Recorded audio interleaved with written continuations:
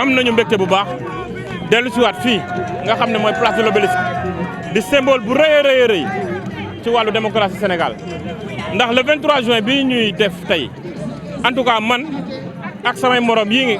tel que honorable député présidente bàjjenu goxu commune bi relais communautaire yi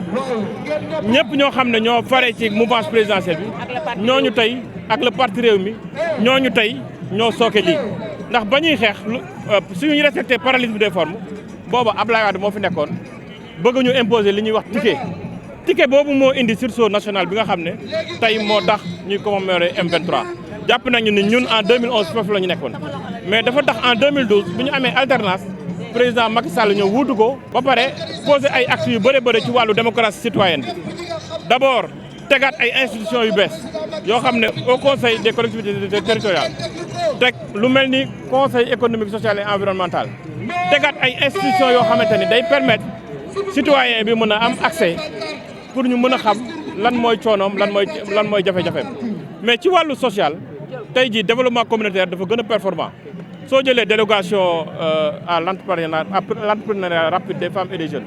soo jëlee programme yu tudd Puma soo jógee programme yu bëri yoo xamante ni dafa nekk ci day yëngatu ci wàllu jàppale nit ñi tey jii def nañ ci ay avancées mais avancées yi nag doyul parce que dañu nekk ci république te république ñëpp xam nañ ne dafay tendre vers la perfection loolu moo tax d'ailleurs ñu comme ni ko président Macky Sall waxee ñuy ñaax suñu collaborateurs yi nekk ci gouvernement bi ñuy ñaax suñu collaborateurs yi nga xam ne ñoo nekk ci société civile bi davantage lépp loo xam ne mën nañ ko def pour soulager population yi pour dimbale leen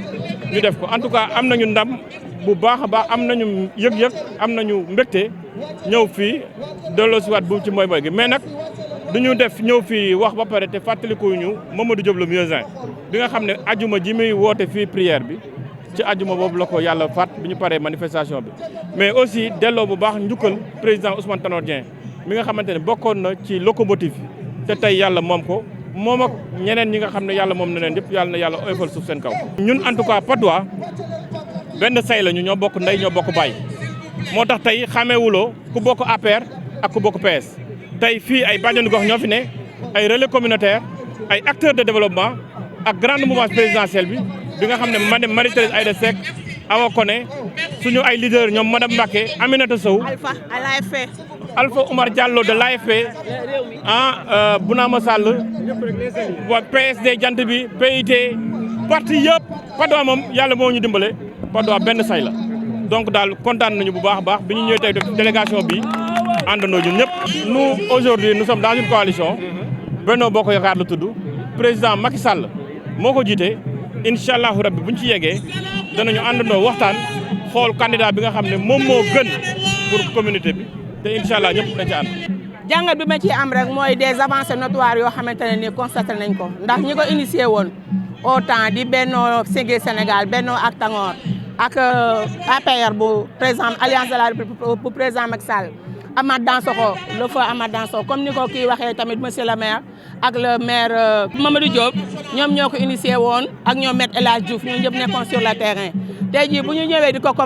commémorer président sant ne nañu ñëw fekk leen fi ñu taxaw di ko def renforcer leen wax leen ne xeex bi xeexu démb la woon te ñoom ñoo ko porté bon tey jii ñi fi nekk tey nekk ci Benno Bokk Yaakaar nekk dans la mouvance war nañu taxawaat feddali kóllëre boobu fi amoon ngir li avancé yi ñu am ngir tam martyr yi nga xamante ne jóge nañ fii ci xeex boobu. réew moo gis en bonne démocratie day am le pouvoir am les opposants ñoom dañu nekk seen logique d'opposant di def seen devoir d'opposant ñu ne dañu nekk sur notre logique de la mouvance qui sont au pouvoir di def ñun tam li ñu war a def donc tout le monde est libre de son côté de fêter le M23 comme il le pressent. waaw xam nga problème mu nervi yi boo leen ci duggee dama naan la kilifa bu nekk buy dem day am garde corps am léegi nag bu ñu naan jëlee nervi yi bu ko jiñ président Macky Sall loolu dama naan xam nga ñun moom foo jiitee rek ñu ne la sa tànk yu dëng yi mais xam nañ ne nervi yi kilifa buy dox am na ku koy gunge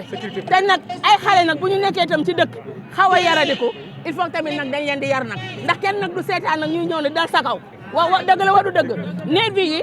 kilifa guy dox am nga ko surtout booy dox ci politique ak ni contexte politique bi bindoo loolu moo waral nervi yi mais du question ne dañ ko jël pour ñu dal ci kaw kenn nit ñi dañoo jël nervi yi pour feggu nit ñi dañ ko war a comprendre noonu te bañ a jël pouvoir comme contre nga pouvoir rek lu la neex nga wax demeewul noonu nit il ne faut pas être nihiliste il faut faire une opposition démocratique li nga war a wax nga wax ko li nga war a def nga def ko ku nekk respecté taxawaayu moroomam mouvance bi respecté taxawaayu